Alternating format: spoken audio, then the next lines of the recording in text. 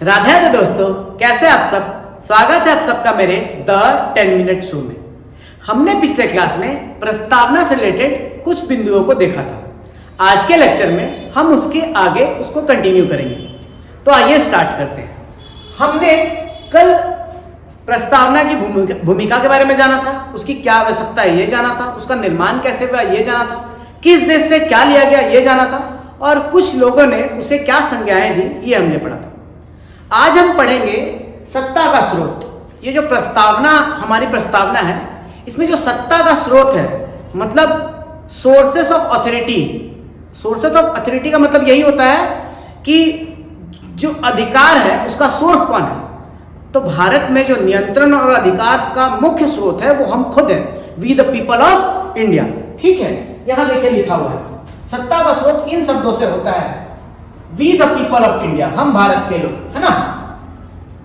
इन शब्दों का तात्पर्य यह है कि सत्ता का स्रोत सरकार या शासक नहीं बल्कि भारत के लोग हैं। यहां पे रूलिंग का मेन सोर्स जो है वो कोई शासक, कोई राजा नहीं बल्कि जनता है। भारत में शासन की वैधता जनता से आती है, ना कि किसी व्यक्ति, वंश, सेना या विदेशी शक्ति से, है ना। भारत में जो रूल होता है, जो रूल रेगुलेशंस है, जो शासन है वो जनता से आती है, ना कि किसी व्यक्ति विशेष से आती है। ठीक, भारत में अंतिम सत्ता मतलब अल्टीमेट सोवरेनिटी जनता के पास नहीं है। मतलब संप्रभुता किसके पास है? अंतिम, तो वो जनता के पास है। क्योंकि आप देखते हैं कि लोकसभा चुनाव हो या विधानसभा चुनाव, दोनों में मत देने का अधिकार जनता को है प्रत्यक्ष रूप से, और राष्ट्रपति का चुनाव या राज्यसभा के प्रतिनिधित्व का चुनाव हमारे द्वारा चुने गए प्रतिनिधि द्वारा किया जाता है।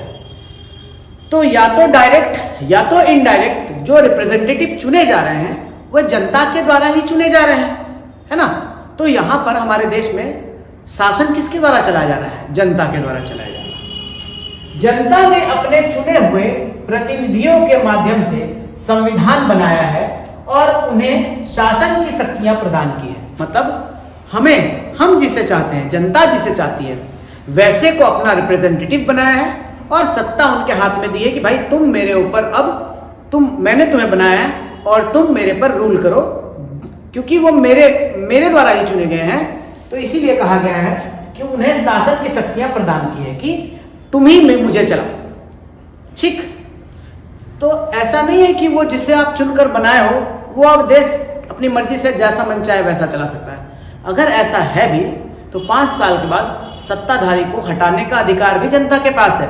तो अगर वो एक देश को अगर ढंग से नहीं चलाए तो 5 साल के बाद जनता के पास फिर से अधिकार है कि दोबारा चुनाव कर आप उन्हें हटा भी सकते हैं, है ना। इसीलिए शासन का मुख्य स्रोत कौन होगी? जनता होगी। ठीक, आइए आगे चलते हैं। प्रस्तावना में क्या क्या बताया गया है?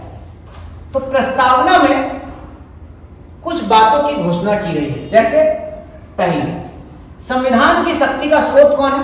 तो संविधान की शक्ति का स्रोत, जैसा कि हमने बताया, we the people of India. ये क्वेश्चन डायरेक्ट बनता है कि संविधान की प्रस्तावना या संविधान की शक्ति का स्रोत क्या है?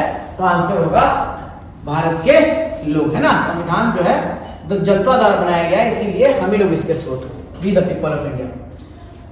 भारत का स्वरूप कैसा हो? तो हमारे प्रस्तावना में भारत का स्वरूप जो है वो 5 तरीके का बताया गया है।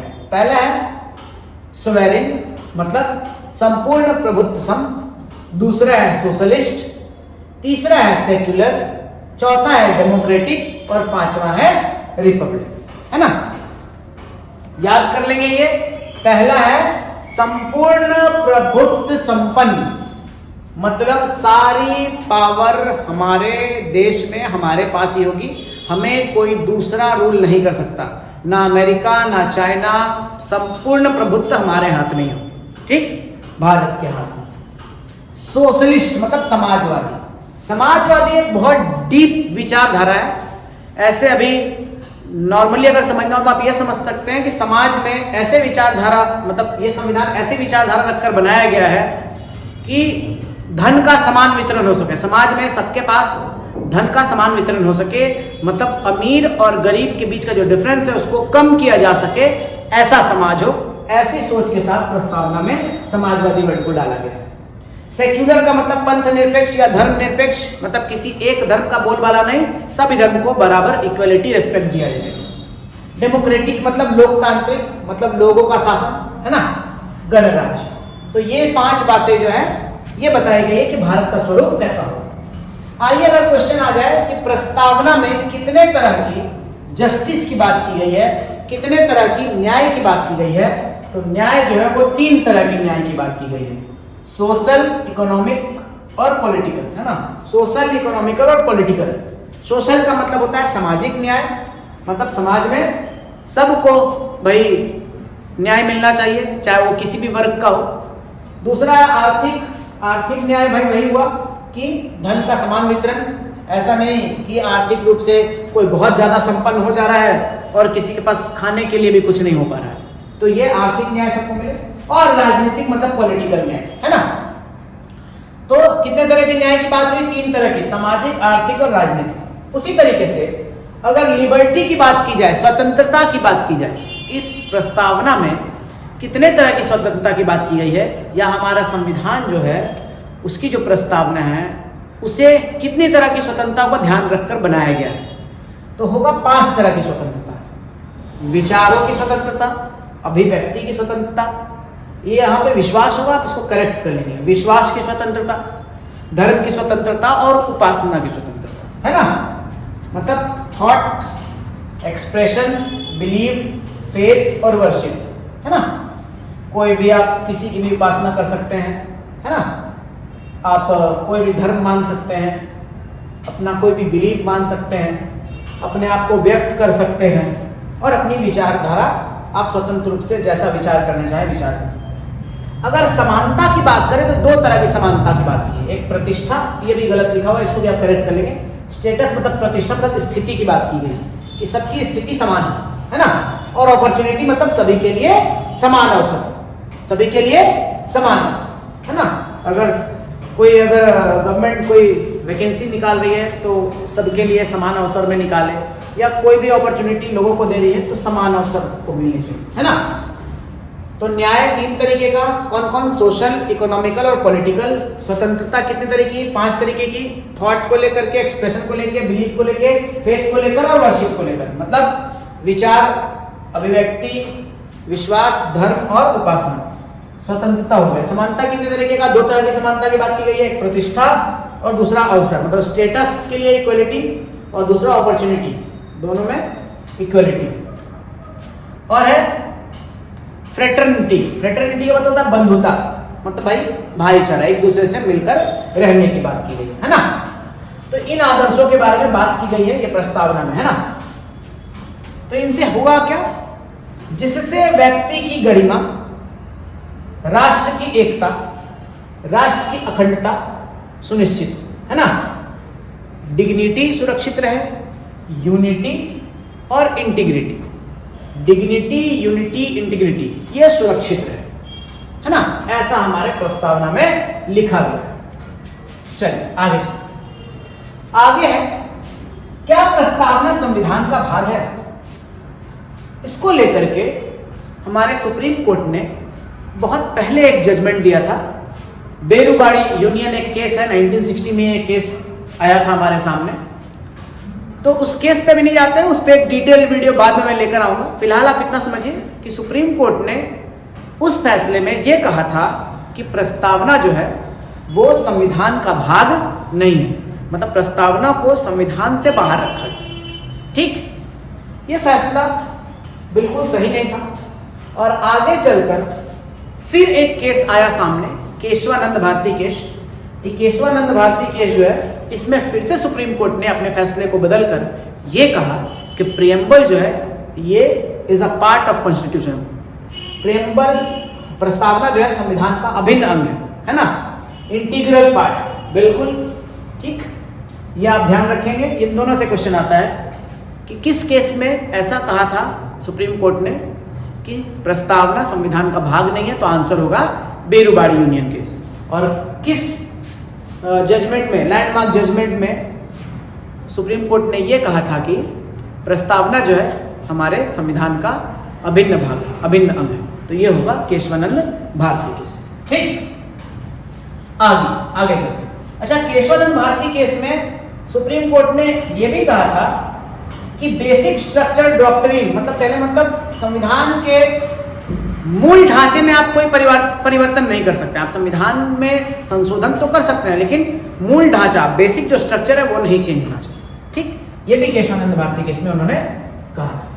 आइए अंत में हम लोग अपनी प्रस्तावना को एक बार पढ़ेंगे और पीछे जो सारी बातें हमने की एक बार मैच करेंगे कि वो सारी बातें प्रस्तावना में लिखी हुई है कि नहीं।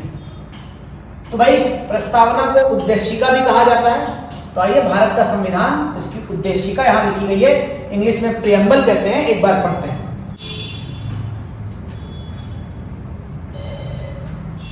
तो क्या बोला है आपने? हम भारत के लोग, we the people of India, Bharat को संपूर्ण प्रभुत्व संपन्न, ध्यान देंगे यहां पे क्या बोला गया है, संपूर्ण प्रभुत्व संपन्न। अभी बात हुई थी ना ऊपर, संपूर्ण प्रभुत्व संपन्न, समाजवादी, पंथ निरपेक्ष, लोकतांत्रिक गणराज्य। अभी ये पांचों बातों की चर्चा ऊपर हुई थी, है ना। तो ये वर्ड आप बिल्कुल ध्यान रखेंगे। ये सोवेरेनिटी की बात हो रही है, सोशलिस्ट की बात हो रही है ना। यहाँ पर सेक्युलर की बात हो रही है, यहाँ पे डेमोक्रेटिक की बात हो रही है, यहाँ रिपब्लिक की बात की जा रही है ना। तो ये पांचों वर्ड आप ध्यान रखेंगे। आगे आते हैं, कितने तरह की जस्टिस की बात की है, न्याय की बात की गई है। सामाजिक, आर्थिक और राजनीतिक न्याय मिल सके। भाई, न्याय कितने तरीके के मिले? जो न्याय मिले वो 3 तरीके का। उसके बाद विचार, अभिव्यक्ति, विश्वास, धर्म और उपासना की स्वतंत्रता। भाई, स्वतंत्रता कितने तरीके की? तो एक विचार हो गया, दूसरा अभिव्यक्ति, तीसरा विश्वास, चौथा धर्म, पांचवा उपासना। 5 तरह की स्वतंत्रता की बात की है। प्रतिष्ठा और अवसर की समता, समता मतलब इक्वालिटी। इक्वालिटी कितने तरीके का सर? 2 तरह की इक्वालिटी की बात की जा रही है। प्राप्त कराने के लिए, प्राप्त कराने के लिए, करने के लिए नहीं, कराने के लिए, तथा उन सब में व्यक्ति की गरिमा और राष्ट्र की एकता, व्यक्ति की गरिमा और राष्ट्र की एकता और अखंडता, एकता और अखंडता सुनिश्चित करने वाली बंधुता बढ़ाने के लिए। क्या बढ़ाने की बात हो रही है? बंधुता, भाईचारा, बंधुता, फ्रेटर्निटी बढ़ाने की बात की जा रही है। बढ़ाने के लिए दृढ़ संकल्प होकर अपनी इस संविधान सभा में आज तारीख 26 नवंबर 1949, ये तारीख याद है ना आपको? 26 नवंबर 1949 को हमारे संविधान सभा द्वारा हमारे संविधान को स्वीकार किया गया था, है ना। आंशिक रूप से लागू भी किया गया था, प्रस्तावना को भी स्वीकार किया गया था। को एक द्वारा इस संविधान को अंगीकृत, अधिनियमित और आत्मार्पित करते हैं। ठीक है, तो वर्ड्स सारे समझ में आ गए। इंग्लिश में भी एक बार देख लेते हैं यहाँ पे। सोवेरिन, सोशलिस्ट, सेक्युलर, डेमोक्रेटिक, रिपब्लिक। और जस्टिस कितने तरीके का? Social, economical, political. लिबर्टी कितने तरीके का? थॉट, एक्सप्रेशन, बिलीफ, फेथ और वर्शिप 5 तरीके का। इक्वलिटी 2 तरीके का, स्टेटस और अपॉर्चुनिटी। फ्रेटर्निटी की बात की गई है, किसको प्रमोट करना है, और बाकी आप अभी देख चुके हैं। तो ये था हमारा संविधान के ऊपर, प्रस्तावना के ऊपर फुल वीडियो। कल और आज 2 वीडियो में मैंने प्रस्तावना को बताने की कोशिश की है। कल का जो लेक्चर होगा उसमें मैं प्रस्तावना से रिलेटेड कुछ MCQ लेकर के आऊँगा। जो भी आज तक CGL, CHSL, MTS, NTPC और किसी भी कॉम्पिटिटिव एग्जाम में प्रियम्बल से रिलेटेड जो भी क्वेश्चन पूछे गए हैं वो सारे मैं नेक्स्ट क्लास में लेकर आऊँगा। तो प्लीज़ आपसे रिक्वेस्ट है कि आप सभी लोग प्रस्तावना की दोनों वीडियोस द 10 मिनट शो पे जो मैंने डाली है आप उसे देख कर आएंगे, ताकि आपको वो क्वेश्चन आंसर करने में काफ़ी हेल्प मिले। आप पहले मेरे वीडियो को पॉज करके सारे आंसर्स देंगे, फिर लास्ट में मैच करेंगे कि आंसर्स कितने सही थे, कितने गलत। चलिए, तो हम लोग मिलते हैं नेक्स्ट वीडियो में। तब तक के लिए धन्यवाद।